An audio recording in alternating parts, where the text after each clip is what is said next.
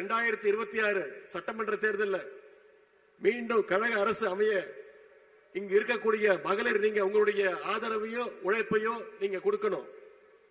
அரசினுடைய சாதனைகளையும் திட்டங்களையும் உங்களுடைய நண்பர்கள் உங்களுடைய உற்றார் உறவினர்கள்ட்ட எடுத்து சொல்லணும். குறிப்பா எஸ்ஐஆர் திட்டத்தினால கிட்டத்தட்ட 1 கோடி வாக்காளர்கள் நீக்கி இருக்காங்க. வரைவு வாக்காளர் பட்டியலில் உங்களோட பேர் இருக்கான்னு முதல்ல செக் பண்ணுங்க. உங்க பேர் மட்டும் இல்ல, உங்களுடைய குடும்பத்தினர் பேர், உங்களுக்கு தெரிஞ்சவங்க உங்களுடைய நண்பர்கள் பேரெல்லாம் இருக்கான்னு செக் பண்ணுங்க.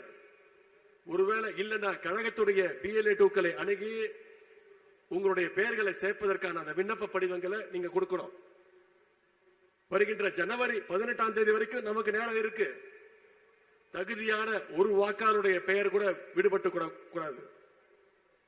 குறிப்பா மகளிர், உங்களுடைய ஒவ்வொரு வாக்கும் மிக மிக முக்கியம். உங்க வாக்கு உங்களுடைய கடமை மட்டுமல்ல, அது உங்களுடைய உரிமை. 2026 தேர்தல் அடிமைகளையோ பாசிஸ்டுகளையோ மீண்டும் நாம ஓட ஓட விரட்டி அடிக்க வேண்டிய தேர்தல். 7வது முறையாக கழக ஆட்சி அமைக்கணும்னா, 2வது முறையாக நம்முடைய தலைவர் மீண்டும் முதலமைச்சர் நாற்காலியில் உட்காரணும்னா, இங்க வந்திருக்கக்கூடிய மகளிர் நீங்க அத்தனை பேரும் ஒரு சபதம் எடுத்தாக வேண்டும். அடுத்த 100 நாட்கள் களத்தில் இறங்கி அந்த பிரச்சாரத்தை தமிழ்நாட்டு மக்கள் ஏன் உதயசூரியன் சின்னத்திற்கு நம்முடைய தலைவர் தலைமையிலான அந்த கூட்டணிக்கு வெற்றி பெற வைக்க வேண்டும் என்ற அந்த பிரச்சாரத்தை மக்கள் மத்தியில் நீங்கள் கொண்டு போய் சேர்க்க வேண்டும்.